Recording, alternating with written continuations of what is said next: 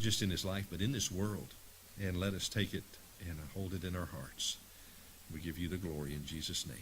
Amen. All right. I'm not much of a speaker, so you have to forgive me. So I guess my testimony is how Marxism brought me to Christ. Kind of odd, right? The next one. This is kind of my outline. I first got exposed to socialism when I joined the Army. I got sent to the East German border in the 2nd Cav to do border patrol. I did there for 3 years. And when I came back, I thought, oh, that's really interesting. Let me use my military experience to get up in life. And I thought I'd be an analyst for the CIA as a Soviet expert, since I had that kind of jump. Unfortunately, my senior year, perestroika broke out, and there was no jobs in that. And I discovered that politics was kind of corrupt, and the Army offered me PA school, and I thought, well, medicine, maybe that won't be so bad. And that's what I've done for the last 20-some years. And then recently, I tried to go back to burning some of the GI Bill I had to get a graduate degree in counterintelligence, which is what I started in. And I had some shocking revelations when I was in school. So that's kind of the summation of it. Also, I married my wife, Mari. She's from Colombia. Her family, on her mother's side, were in an area that is suppressed by the communists during their 50-year war that they've had. And they can tell you how horrible they really are. And I wanted to explain a little bit about socialism, too, that there's some really big misconceptions out there. All right, next one. So here's the video, the first video. We couldn't make it work right, so we're going to try to do it this way. I had it embedded, but it didn't transfer. This was a little armies from the 70s, actually before I got there.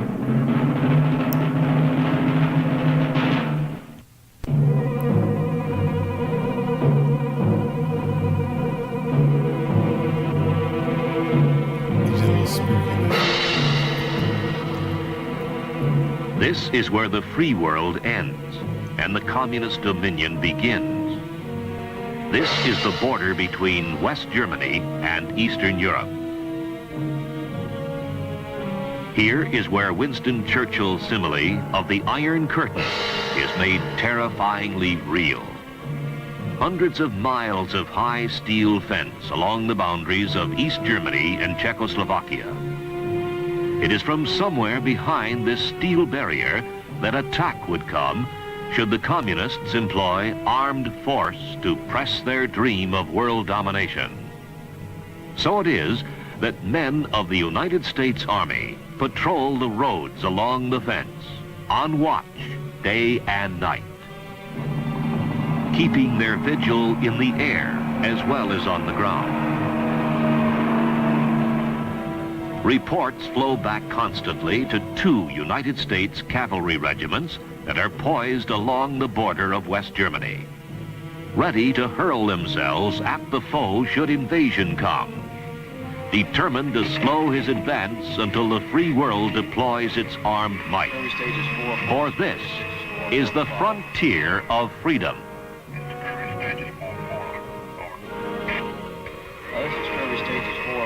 These men are the border watchers. 1 PS guard tower. This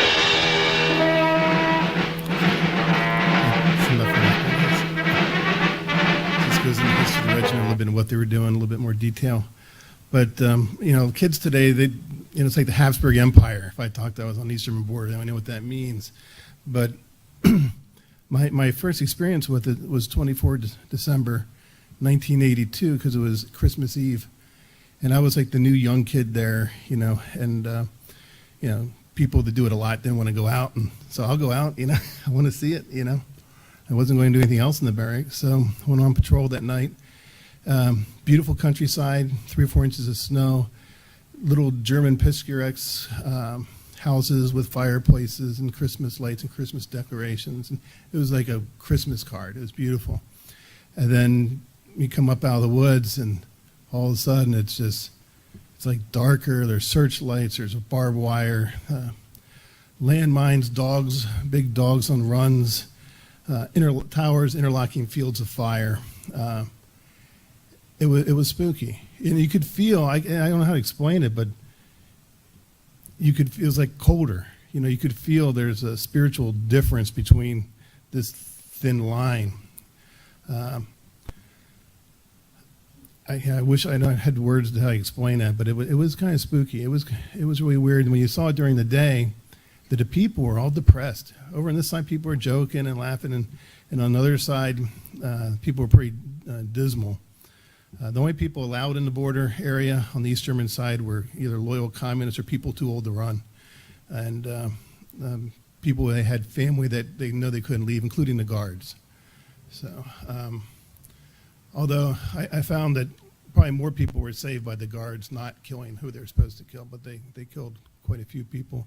They admit to 160 in Berlin alone. I think there was more because the border was, they could kill people and you don't have to tell anyone. If you see it, then they can count it, So anyway, this is Camp Hof. That's where I was assigned. Those are my friends at the motor pool there. Next one. That was Christmas. That was probably the day after. Our motor sergeant was kind of ugly, so we had to put a mask on not to scare the kids. They brought the people's families up for the weekend, Yeah, you'll see him later in the picture, see why. He was the only one fat enough to be Santa Claus, and they actually put him out for being fat, which is kind of sad, And then we thought, wow, we can just eat our way out of here? Well, back then I couldn't gain weight for nothing. That's changed. All right, next. That's this NSA secret spying place at Camp Hof. It's a German Air Force base. They did all the listening into the East Germany and all the. You got to remember that everything east of us was dominated by the Soviet Union, basically prisoners. That's me freezing. That thing didn't have a heater, and that metal just made it worse. That's a picture of the sign. You get 1K to the border. No one's allowed within 1K. That's in American forces, unless they're in my unit. They used to tell people they could remove anyone GIs there with the amount of force necessary. You have to be careful how you talk to cavalrymen. They take things literally. So if they caught an officer showing his girlfriend the border, they would kind of rough him up, throw him in the back of a truck, tie his legs and arms together, and find a bumpy road. So then they had to change the minimal amount of force necessary, Thanks. Then you get closer. That's the 50-meter sign. You won't cross the border, but, you could easily cross the border. Technically, I'll get that in a moment, but it could happen on a train a lot easier. There's 2 legal crossings. Town is now a museum. So you're old when what you did in the military is a tour, you can go on. And they have a little plaque dedicated to us there. It was funny that people in West Germany, the further west you are, the more liberal and such they were. Didn't really like us so much, but the closer to the border, the more they were kind of pro-American. Next. Technically, the border had a fence on theirs. The border was actually just a stone and a pole that marked it. Then on their side, you had starting furthest back, you had some kind of fencing that we never saw because it kept people from that general area, and only authorized people were allowed through certain areas. Then you came up to another fence. In between that, the fence has shotgun shells on. If you grab it, they go off in 4 different directions. They have landmines in between that. Sometimes they have Stalin grass, which was just nails. Like if you might lay on a bed of spikes, they just had that laid out. And then some places had walls with fake circles on top, so when you get on top, it'd roll and they'd shoot you. Then you had interlocking fields of fire from each one of these towers. So they may not see each other, but they can see where somebody would be crossing. And so that's the stone. That actually marks the East German border. That's all it really was. And then the blue marker, that they had them every so many meters, I forget, then every kilometer, so you'd have one of these ceremonial poles. And on our side, and I have a picture somewhere, I can't find it, of me in civilian clothes, and I wasn't supposed to be there going on their side of the border and, breaking international law. I hid it, so now I can't find it. I don't think anybody would persecute me for it now. But and then on the other side, I'm told I never bothered to look or had an opportunity that there was a sign, a metal plaque for this is West Germany. And I think this is like a little tourist thing of, the 1K sign. They still make these now for tourists. That's what you see there on that metal pole. It's the Deutsches Demokratische Republik, right? So the German Democratic Republic. So this would be important because when I start talking about socialism, you have to understand America's not a democracy. Socialism requires democracy or likes to use democracy to gain power. And then they like to use the name, but it's not very democratic.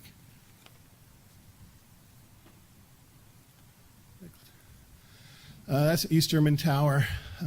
I want to go there on vacation sometime, go up inside one. I never got a chance, of course, in my day. They were surprisingly not very organized. They'd have a keys to the gate, and I remember them running back and forth. They couldn't find it. You think if you were in charge of the border, you know where the key's at. And then they would come out sometimes, and if you caught you, because you could cross the line, because technically it's just from this pole to that pole, and they'd be far apart. If they caught you, they got a colored TV. So you tried not to get caught, And they had a lot of things that we weren't allowed to shoot unless two platoons attacked us, or 2 tanks or helicopters. They each count as a platoon, and were actually shooting at us. And we had people that would try to get in the way. If someone did cross, try to get in the line of fire, because I'm hoping they didn't know our restrictions. Hoping they would not shoot at people. But one time they asked me on the question, you saw somebody pick up a canteen. You let the canteen sit down by that pole and you walk off, and it's East German grabs it. What do you do? I'm like, buy another one. And it's like $3, right? Shoot them because it's American equipment. I'm like, they meant spy equipment, like. So you have to be very particular how you talk to soldiers. Next. So I think that's a Czech tower. We covered both East Germany and Czechoslovakia. Interesting enough, I ran across a Czech policeman at Wilford Hall going through our training. He couldn't believe how brutal it was. That they don't have to. He actually broke his wrist in baton training, and he couldn't believe how brutal American policing tactics were. Things have changed. The Germans used to be so rough that the only way you get away from them if you got in a fight is they stopped to beat the guy that was down when you got a chance to run away. But anyway, this is a forward observing place. These pictures, I just found some of these in some old roll of film. These are actually pictures that we would have taken for intelligence purposes, and so it doesn't really matter. So they would have these little hidden places to spy on us. We'd have hidden places to spy on them. This is one of theirs. It could be Russians or East Germans. There had East German border patrols were like police, and we had West German border. They weren't allowed to use their army on their own border. So only the Russians and Americans and whoever could actually patrol their border as part of the division. There's this fence with the shotgun shells. You grab that 4 or 5 shotgun shells to draw off for different ways, and it also sends a signal to the tower. Noted they can start shooting. Next. There's the wall I was telling you about that was cutting this town in half. When you jump on that wall, it actually rolls. So you think you're going to get over and you end up falling down, and they shoot you. That's, again, the town that they've turned into a museum now, but that's what it was back then. The Mortalith or something like that. That's the East German factory that they had right near the border, so they put a tower to make sure the guys didn't try to escape. Another East German tower. Those are East Germans, I believe. Could be Czech or Russian, I've forgotten.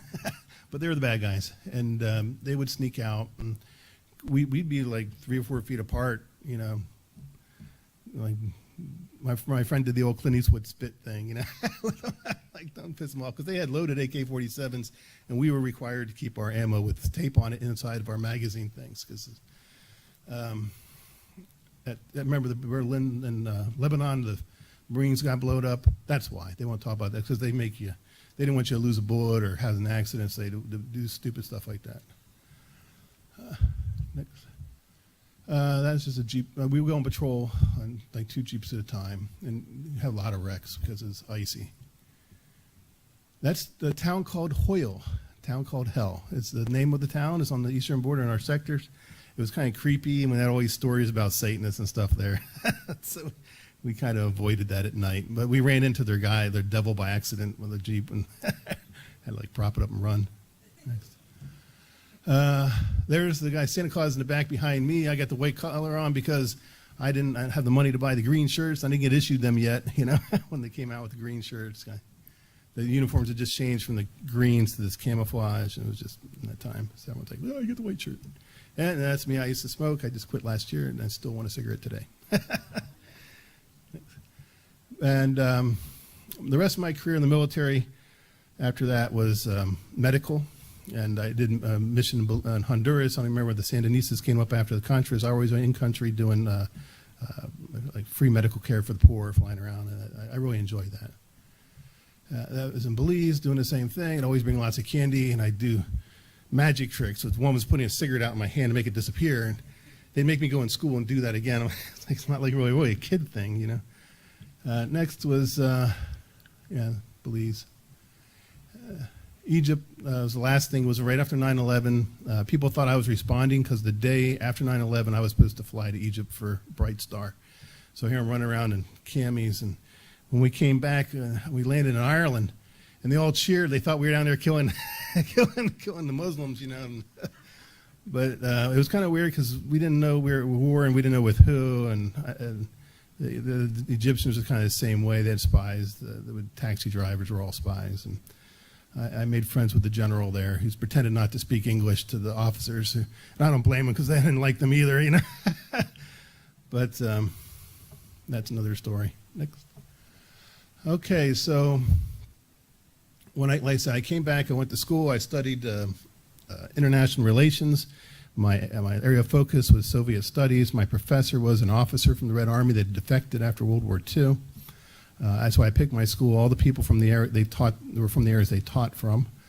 My wife is from Colombia, and like I said, her family has their own experiences. This will come to play when we talk a little bit later. And then here I am years later. I'm kind of nostalgic, you know, for the Army and stuff. And I took this course for counterintelligence, and it was just an American military university. It's one of these things that the guys in the military used to knock out the degree to move up. You know, it's not that hard, you know. You do it online. And they take the government's money. And but I was shocked to find that things that we knew were communist propaganda or weapons of subversion are being taught in our schools as the proper way of thinking. Okay? My first course, where I could take all the cool spy stuff, was social science research, right? And, you know, when I went to school, it was fairly liberal. We looked at the details of communism and all this and the historical facts. We didn't get into the real terrors of it so much, and it was pretty neutral, and you kind of went away, well, maybe it's okay for some places, you know. It was kind of liberal, you know. York College, where I went to private school. Anyway, but now it's blatantly biased. I mean, before I had a professor, I still don't know if he was like really conservative, really liberal. I have no idea. It could have went either way. And they pride themselves on that. But now the people it was just unbelievable. Anyway, they went through this format and teaching you the history of like social science research. And first there was Zeus. Everyone thought everything about Zeus and stuff like that. Then there was Christianity, you know. And then there was metaphysicalism, like Thomas Jefferson, the idea that there's a God and you have rights and that kind of thing. And then they moved on to critical theory. All right, critical theory is where you look at everything in a very critical manner and you try to pick it apart.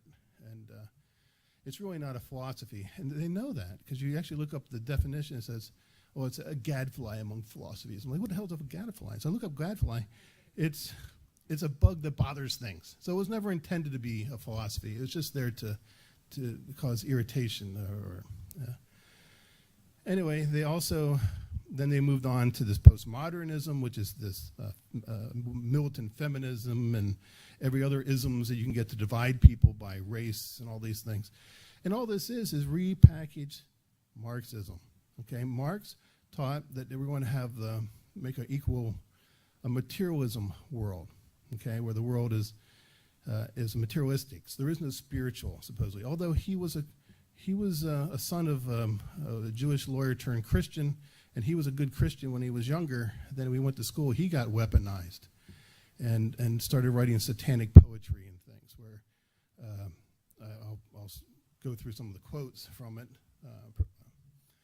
later, but it gets kind of scary, and you really get into the deep of this. So anyway, I was so shocked about what I'm seeing and arguing with my professor. You know, because I'm probably older than him anyway. And, and he was a retired Army intelligence officer who told me Marxism was a legitimate form of thought. Okay? And like, all right, so I went through a very dark path and trying to make something to educate people about socialism. And I was looking for all the dirt too because I wanted to smear it bad, right? So I went into all the depredations, which were worse than I'd ever imagined. Okay, they don't teach us in school. They've always kind of played down the evils that went on there. They've killed over 100 million people, and purposely, okay, in the last 100 years, and that's been whitewashed.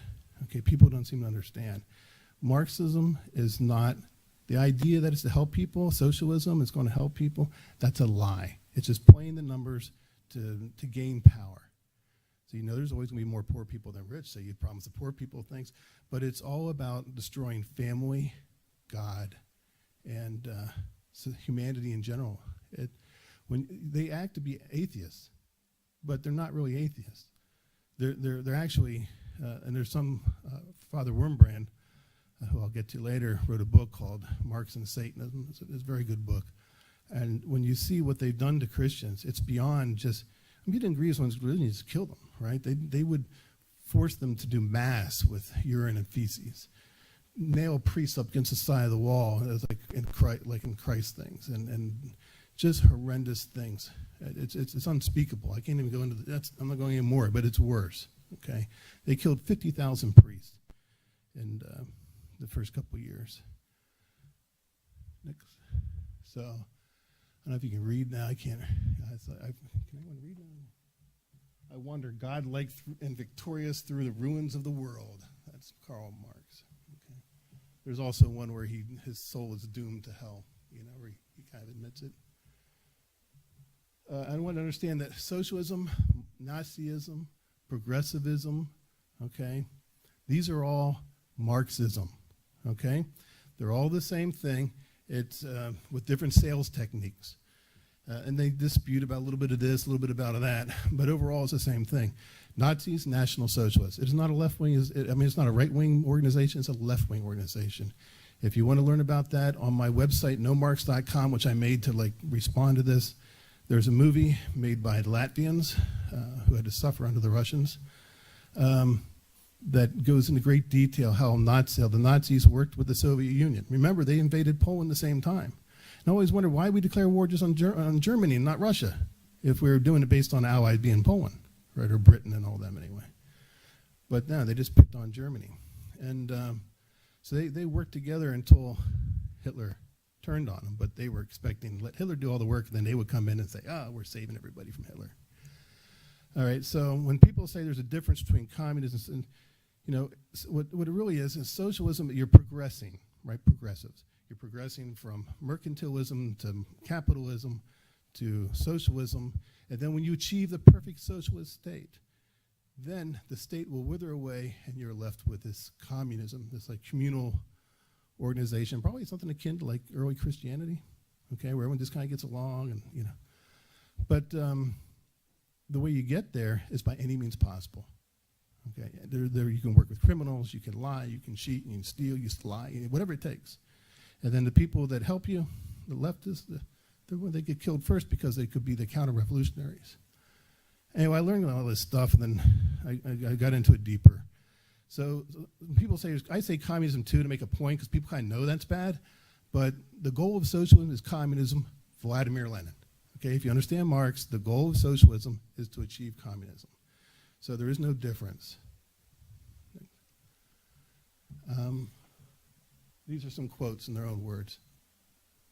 Thus heaven I've forfeited, I know it full well. My soul once true to God is chosen for hell. I told you he wrote a lot of satanic poetry. If you're interested in Satanism and Marxism and Satanism, I recommend Richard Wormbrand. He's a preacher, Lutheran preacher, who was tortured 14 years for being a Christian. And he spent 3 years in a hole 30 feet below the ground. And the only people he saw were the people that tortured him daily. And he became started an organization helping persecuted Christians, and As a famous speaker and author, when he got released, when he bought them, they gave him 10 grand to let him go after 14 years. Actually, his sermons is what kind of brought me back. You know. They're really sweet. I'll have one if you want to watch it. Next, destroy the family, you destroy the country. You destroy the country. If you actually look at what they're writing and what they're talking about, they want to destroy all morality, and they want to destroy family. Got to destroy religion, because they realized that this whole communist thing was wrong. You know, it didn't have this. Everybody kind of improved, and so you didn't have people rising up like they thought, and so they had to repackage it. And Gramsci is a communist guy. I won't go into this too much, but there was a lot of philosophers that were communists that put together all these things in critical theory. They realized the only way you could destroy a country, get them to go socialist, or give them the chance to grab power, is to push, destroy everything that's good about it. You destroy religion, because it's all scientific. It's materialism. There is no spirituality. So you're just carbon and water, and that's what leads to all this mass murder, because you're not people made in the image of God that have rights given to them by their humanity or from their creator. They're just biological mishap of nature that kind of come together when you follow Darwinism and all this. Give me 4 years to teach the children, and the seed I have sown will never be uprooted. Recently, the communists tried to take over with the help of the EU, the UN, and all the usual suspects in Colombia. And they had massive funding, and they were doing this peace thing where they're putting the guerrillas. They had the guerrillas almost beat. First thing they did was putting a guerrilla in charge, a communist guerrilla in the government, but they put him in charge of education. Okay, unfortunately, they lost. Thank God. The way to crush the bourgeoisie, to grind them, the bourgeoisie is the middle class. You notice they'll talk a lot about destroying the bourgeoisie, because that's what they hated. I personally think that this has always been funded by the aristocracy, because they really don't talk too bad about the aristocracy or international bankers. And they've always been well funded. Grind them between millstones of taxation and inflation. I always like to take a shot at Che, because they think he's so cool. He was a racist. He hated gays. He was a terrible murderer. I like to confess, there's a letter he wrote to his father. I discovered I really like killing, and he was responsible for the murder of 17,000 innocent people. And about that war in Cuba, there was only 80 people killed in the war. They had a huge army. He had a very small guerrilla thing. It was all done with PR.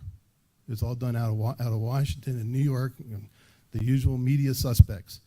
The government fled. There was no real massive guerrilla movement. Like I said, only 80 soldiers were killed. It is enough that people know there was an election. The people can cast the votes, decide nothing. The people who count the votes decide everything.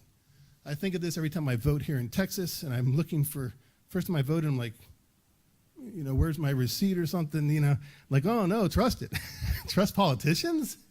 And it's actually by Texas law, they have to have a paper thing, but they don't do it. They don't follow their own law. And I think that's something that as Americans we should, or Texans, we should really try to change. Next. All right, now I was talking about my counterintelligence thing. And this will tell you a little bit about, this is a KGB officer who defected about the same time I was finishing up in East Germany. Manpower is spent on espionage as such. The other 85% is a slow process, which we call either ideological subversion or active measures, активные мероприятия. So he was saying that they don't, of time, money, and it's not manpower this 007 is spent stuff. on espionage as such. The other 85% is a slow process, which we call either ideological subversion or active measures, активные мероприятия in the language of the KGB, or psychological warfare. What it basically means is to change the perception of reality of every American to such an extent that despite of the abundance of information, no one is able to come to sensible conclusions in the interests of defending themselves, their families, their community, and their country. It's a great brainwashing process which goes very slow, and it's divided in 4 basic stages. The first one being demoralization. It takes from 15 to 20 years to demoralize a nation. Why that many years? Because this is the minimum number of years which requires to educate one generation of students in the country of your enemy, exposed to the ideology of the enemy. In other words, Marxism-Leninism ideology is being pumped into the soft heads of at least 3 generations of American students without being challenged or counterbalanced by the basic values of Americanism, American patriotism. The demoralization process in the United States is basically completed already. For the last 25 years. Actually, it's overfulfilled because demoralization now reaches such areas where previously not even Comrade Andropov and all his experts would even dream of such a tremendous success. Most of it is done by Americans to Americans, thanks to lack of moral standards. As I mentioned before, exposure to true information does not matter anymore. A person who was demoralized is unable to assess true information. The facts tell nothing to him.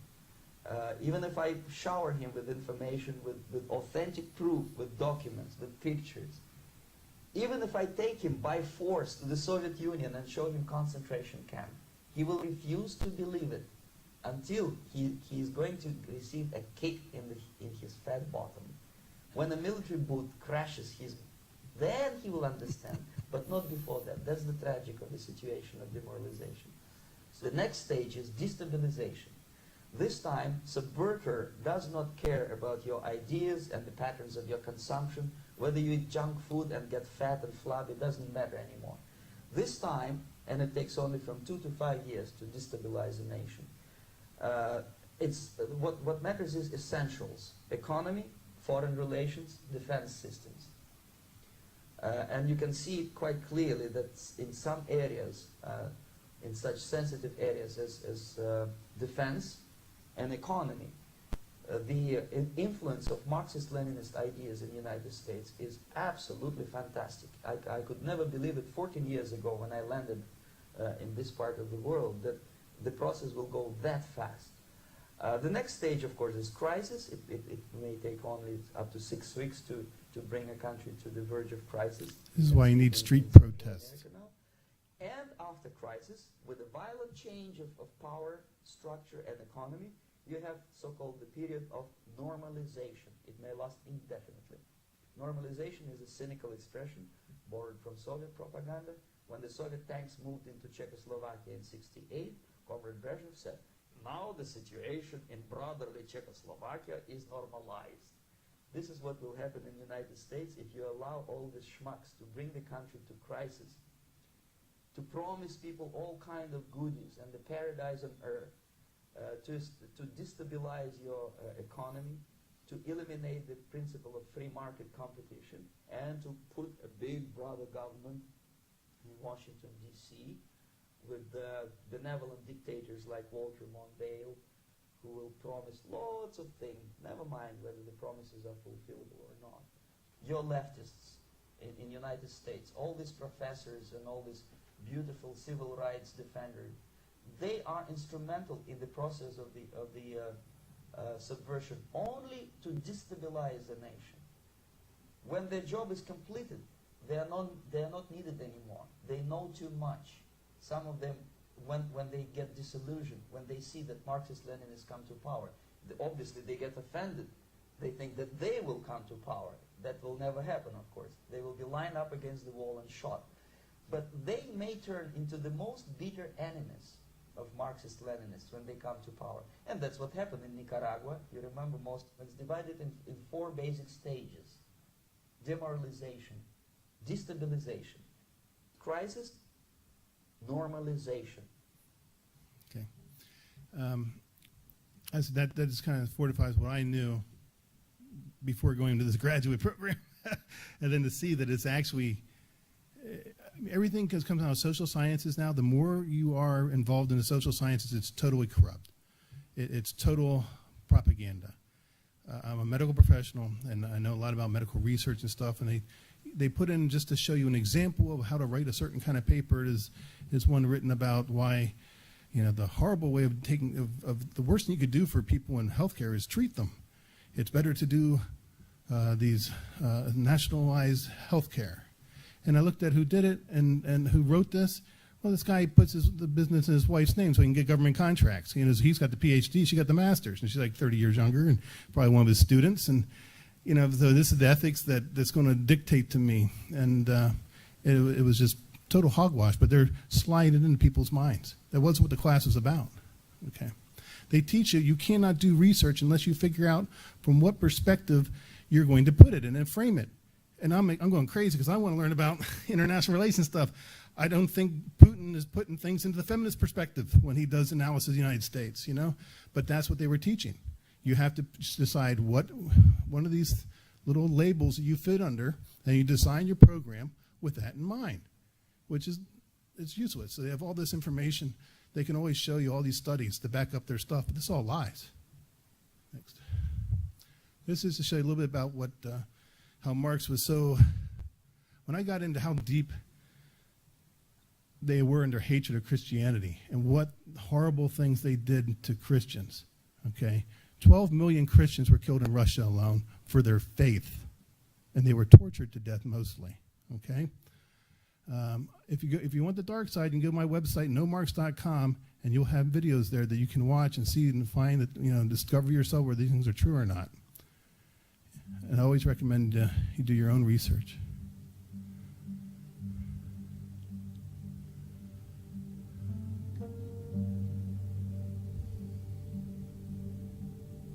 It started right after the revolution.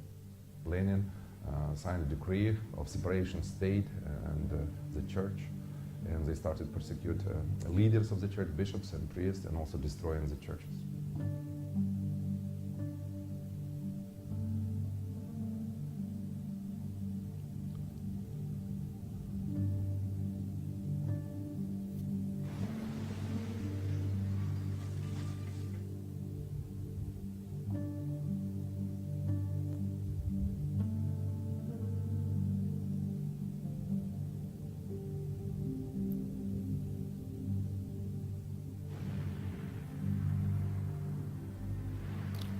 So 500 churches out of 30,000 left.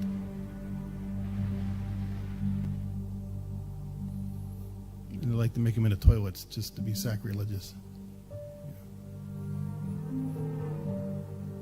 Priests were against this, acts of vandalism, so they were arrested, and just arrested, put to prison, or many executed, just killed, and especially in 1937, thousands of priests were killed, or lay people without At least 50,000 trial. priests, Orthodox priests.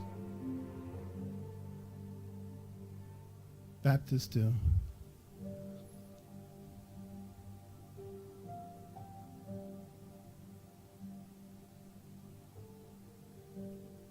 On my website, there's a movie made in Russia about the Cheka, which is the people who did the murdering for the Social Democrats. That's what the Bolsheviks party. Bolsheviks were the senior members of the Social Democratic Party. Remember that. Once they took power, they stole power. They weren't properly elected. Control, life of the church. Then they changed the name to communist. The church in the future. And even Khrushchev, he said, like in 80s, there will be no, like will be last priests. I will show you on TV. This is what Khrushchev said. So they were thinking that this ideology of atheistic eliminate faith, and slowly it will come to the end. And those who were working like teachers or maybe doctors, they cannot go openly to the church because then they will be fired from their work. And then if somebody saw that you were in the church, the next day somebody reported it, like in school or in college or whatever, and then it will be trouble. And as a preacher, you have to report on your parishioners. If somebody confesses to you something, you need to tell on them, or you won't be allowed to operate. Kids coming to the church, and for example, we had midnight services, so there were like cordons of like militaries and like police don't allow youth come to the church. When they see youth coming, no, go back. They allowed only older people, like older women, come, but no kids. Actually, my father, he was a priest, Orthodox priest, and he also had such a kind of pressure from authorities. Once he was stopped by people from security, and they took him, and for a couple of days they kept him, didn't let him to sleep. My mother, his wife, didn't know where he was, and tried to push on him that he cooperate with them, and reported everything what he refused to do it, and he was very afraid after that. So it was a real cross for those priests who wanted to be faithful to God and to be at Soviet time. It was not easy. So. That's out of the 60 million, just for faith. So socialism is not what they're selling it as. Okay, and the people that are pushing it are the first ones they're going to kill after. But anyway, during this dark, I ran into Richard Wurmbrand, who suffered 14 years imprisonment of the Romanians because they were making all the churches, when the Russians pulled into Romania, they made all the priests and heads of churches come and have a big meeting and get on national radio and say how they're going to support the state and work with the state. The communists weren't so bad. And he got up and told the truth. And for that, he was imprisoned and tortured for 14 years. 3 years, he was in a dungeon where 30 feet below the ground. He never saw any light, didn't hear any sounds, except when they come down and beat him. And what amazed me most with these Christian stories that come out of Wurmbrand and his others is the people being tortured were trying to save their torturers and lead them to Christ in between their beatings. And that's what brought me to realization that things are so bad. The only way you can save this country or save the world from where it's trying to head is for the church to wake up and get people more with Christ. And then, oddly enough, when I drove here this morning for church, I listened to my radio. She gets blocked all the time. I'm like, all right. So I just played a video. Brevin, I try to remember some of this. And then another one popped I never heard before. And he was saying the same thing. The only way you can stop it is through spirituality and faith. And pushing, he didn't say Christianity, but religion is the only thing can stop it. And so that's my testimony. That's what brought me back to the church. There's only one other thing. I don't want to keep anyone, but if they want to watch it, it's a 10-minute video of one of the sermons from Richard Wurmbrand, which I think I can't watch it without crying myself. But I don't know if you want to watch it or not. It's past my time. Okay. But it basically is a Russian officer that he stopped from killing people in a bar, and it turned out he was an Orthodox priest, and he was forced by the communists to turn all Christians against Christianity. So there was no God. There's only Marxism, Leninism, all these things, and then his punishment from God was he had to kill all the Christians who refused to fight for the Red Army, and he would drink himself to oblivion, try to forget it. And then I don't want to spoil the rest of it if you want to watch it. That's it. Thank you.